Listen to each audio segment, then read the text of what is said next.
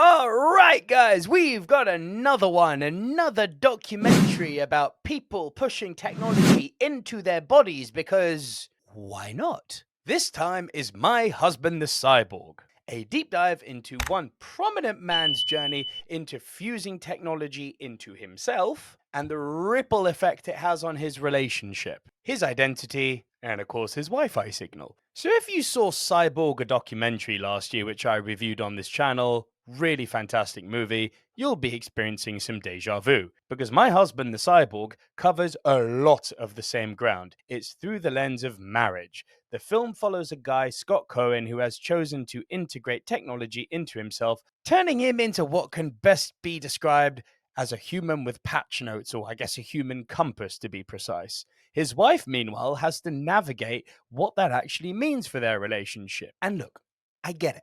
If your partner suddenly installs a Bluetooth receiver into their skull, or in this case, what is basically a compass, into their chest, date night is going to change. But at its core, this documentary isn't just about one man. It's about a movement that I previously labeled on Cyborg, a documentary, quite insidious. And a movement that's growing way faster than anyone is stopping to actually think about. This is where things get real interesting and kind of disturbing. The documentary raises a lot of big questions. What does it actually mean to be human? And at what point do we stop being people and start being tech support? It talks about transhumanism, the push to merge with machines, and the idea that maybe people aren't as excited about evolving as much as they are about showing off. Because let's be real, a lot of these enhancements aren't really enhancements. They're basically just gadgets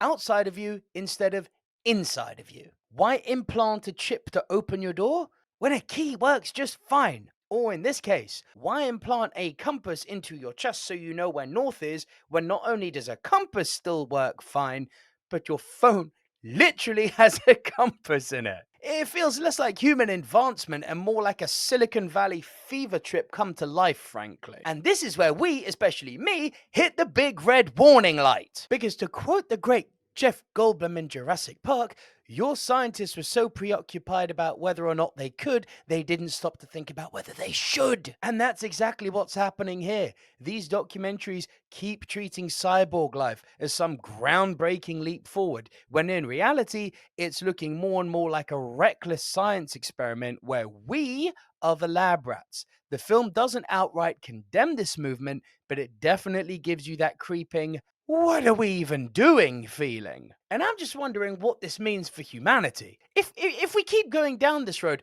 where does it end? It's magnets in your fingers. It's AI controlled limbs. Maybe we'll be downloading emotions like a bad Black Mirror episode. The film leaves you with that unsettling feeling that we are diving headfirst into an era of human upgrades without asking if the real upgrade is just being human. And yeah, you can tell I'm frustrated by it because it's a bit like they're almost treating this transhumanism and changing of the guard as far as what it is to be human and bringing technology so far to the forefront that it's actually being embedded into us. They're treating this like it's art, the same way that Tracy Emin can put a load of condoms on the bed and it can be a conversation starter. That's fine. Whether you agree that that's art or not, that's beyond the important, because ultimately art is subjective. What it means to one person means something different to something else. This isn't art. This is literally tampering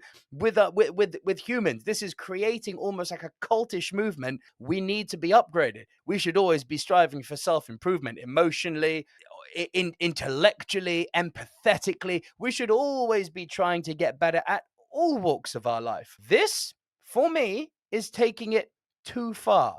And it's shown brilliantly here, for most part, by Cohen's wife, who you can tell she's struggling to cope with what her husband's becoming. And it just makes me think, what's the point in all this? Can we use technology and can we use AI to help humankind? Of course we can. Is technology evil? Of course it's not. But this cyborg stuff that's happening, for me at least, at present, based on this documentary and Cyborg documentary, it's not being used for the right reasons. It's being used to some sort of fetishized, look what I can do, as opposed to, how does this help anyone? And I stand firmly in the camp of technology should be used to enhance people's lives. The phone, wonderful invention, also evil. The internet, wonderful invention, also comes with a plethora of its own evils. I get all that. Putting a magnet in your thumb, putting a compass on your chest, what's the point? Yeah, this isn't art. So what am I scoring this movie? For all the frustration I have, it's still a freaking great movie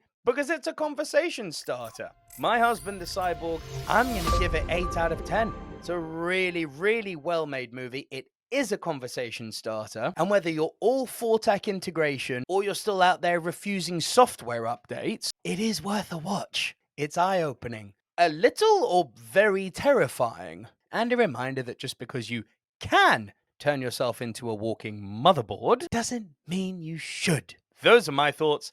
I think we're all playing God here, and I still remain under the impression of, what's the point? What do you guys think? Is this one that was on your radar? Are you planning to see it? And if you have seen it, what do you think? Leave your thoughts in your comments down below. Let me know your thoughts on My Husband the Cyborg. Hit that subscribe button if you are new to the channel, and please do tickle that notification bell so you get notified whenever new content goes up. There'll be a lot of reviews coming over the course of the next few days, as well as some classic movie reviews and the return of the podcast. Lots of cool stuff coming. Keep it right here on the Silver Screen Dudes. Long love cinema, and bye for now.